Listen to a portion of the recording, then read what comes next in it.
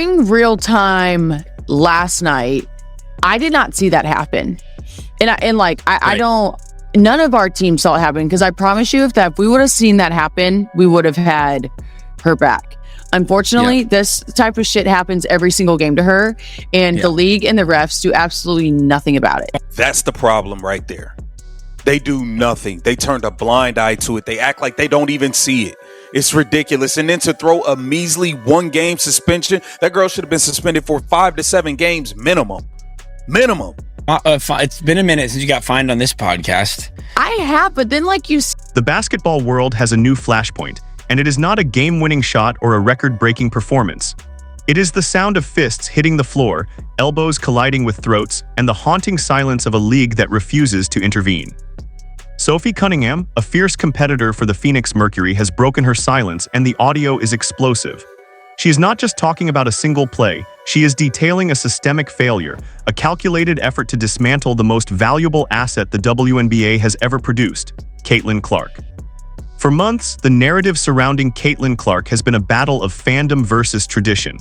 But what happened on the court has transcended rivalry and entered the territory of organized hostility. When Alyssa Thomas and the Phoenix Mercury met the Indiana Fever, it wasn't just a game, it was a statement of intent. The gang thuggery attack, as Sophie Cunningham called it, was the culmination of a season-long vendetta where the physicality shifted from defense to outright sabotage. Alyssa Thomas, a veteran known for her iron will, was seen delivering a brutal forearm to the throat of Caitlin Clark, a move that would warrant a suspension in any legitimate sport. Yet the league's response was a mere slap on the wrist, a 1-game suspension that has been universally mocked as a pathetic attempt to sweep brutality under the rug. The silence from the league office is deafening. While fans and analysts scrutinize the footage, the powers that be, led by Commissioner Kathy Engelbert, have remained hidden, refusing to protect their own investment. The problem is not just Alyssa Thomas. It is the environment the WNBA has cultivated, one that allows veteran stars to welcome the rookie with fists instead of handshakes. Sophie Cunningham's rant is the canary in the coal mine. It is the sound of a peer who recognizes that the integrity of the game is being poisoned by jealousy. This isn't just about a single incident in the paint. It's about a conspiracy of silence, a refusal by the establishment to acknowledge that Caitlin Clark is the engine driving the league's unprecedented revenue and attention.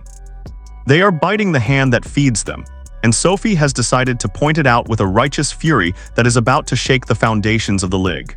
It's ridiculous. And then to throw a measly 1-game suspension, that girl should have been suspended for 5 to 7 games minimum. It's been a minute since you got fined on this podcast. I have, but then you see the videos of literally kneeing and cheap shotting C in the throat. If she did that to any of our teammates, we'd be pissed. But they're definitely targeting her, and the league and the refs do nothing to protect her. Caitlin Clark has been targeted since the moment she stepped onto the court. This is not an exaggeration, it is a documented fact. From the first preseason game, the veterans viewed the Iowa superstar as a threat to their established order. But the incident with Alyssa Thomas is the most egregious example of this vendetta yet. As Sophie Cunningham details, the physical assault was not a basketball play. It was a cheap shot, an attempt to intimidate a younger player through fear and physical domination. The fallout from this incident is twofold. On the court, the Indiana Fever are realizing that they cannot fight this battle alone. The Fever coaching staff, specifically the embattled Stephanie White, has been ineffective in demanding protection from the officials. But the deeper issue lies in the league's disciplinary system. Sophie Cunningham's outrage is contagious because it reflects a fundamental question. Why is Caitlin Clark being punished for being great? The league drops commemorative posters featuring players like Sophie Cunningham and other veterans, yet they leave the face of the franchise, Caitlin Clark, off the marketing materials. It is a strategic erasure, an attempt to make the supernova look like just another player. Sophie Cunningham was blunt. The WNBA is trying to use her as a pawn. She pointed out the hypocrisy of putting her on a poster while Clark was left in the dark, stating simply, "That's dumb." But the ignorance of the league office goes beyond marketing. The referees are complicit in this sabotage. Caitlin Clark is officiated differently than any player in history. She absorbs more contact than a heavyweight boxer, and yet the whistles remain silent. Sophie, a S-talker known for her antagonistic style, pointed out the absurdity of the reffing in her own game.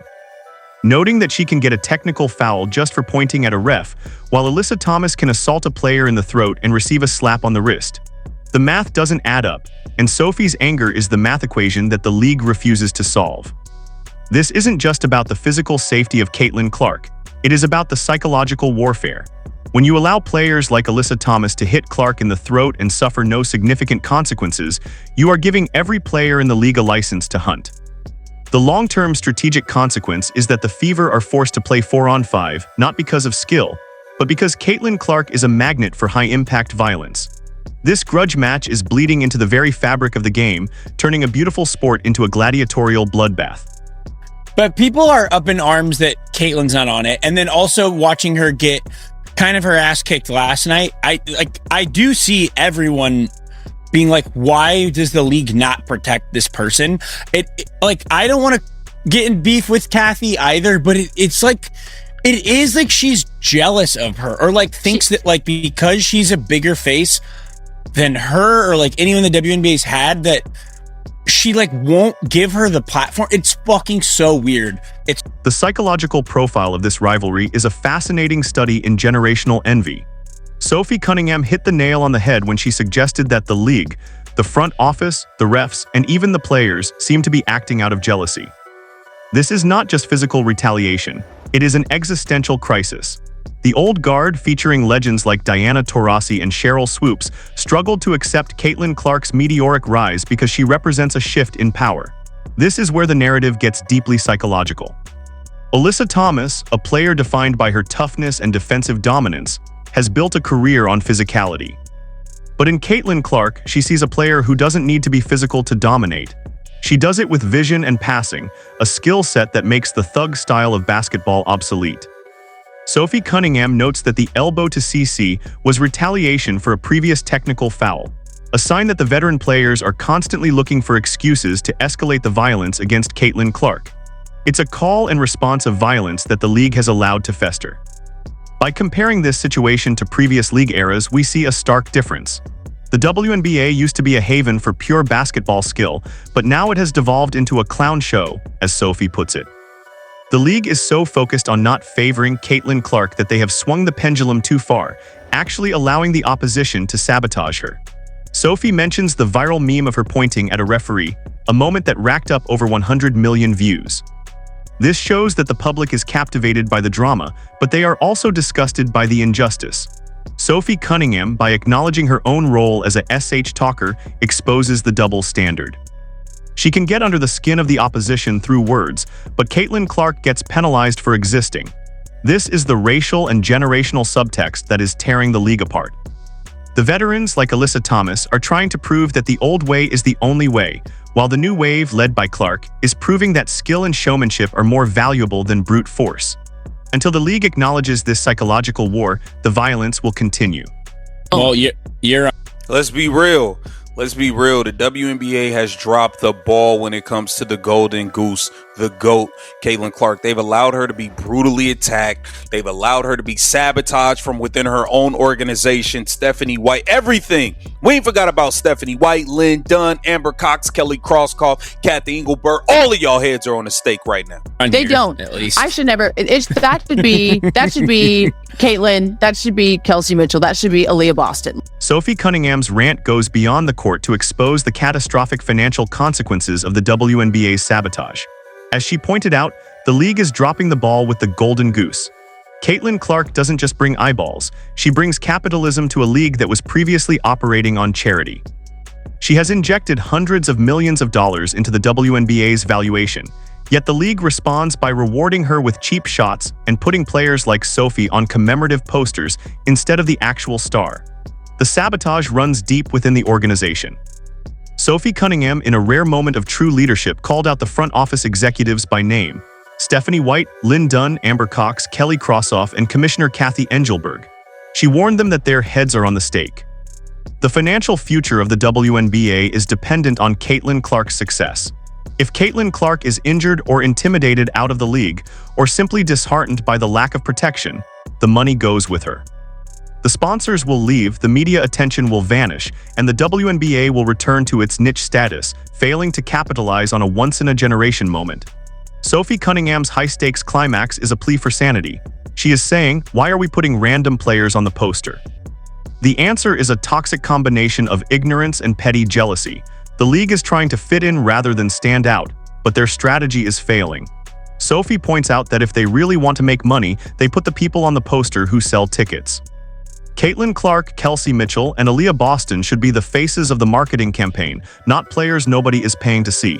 The prediction here is dire. If the WNBA does not institute a Caitlin Clark rule, a strict enforcement of flagrant fouls and technicals designed to protect the star, they will lose the war. The current strategy of looking the other way is a form of self-sabotage. Sophie Cunningham is warning the league that the walls are closing in. They have one chance to get this right, to protect the player who is carrying the entire league on her back. If they fail, the sound of the cash register closing will be as loud as the cheap shot that Alyssa Thomas delivered to Caitlin Clark's throat.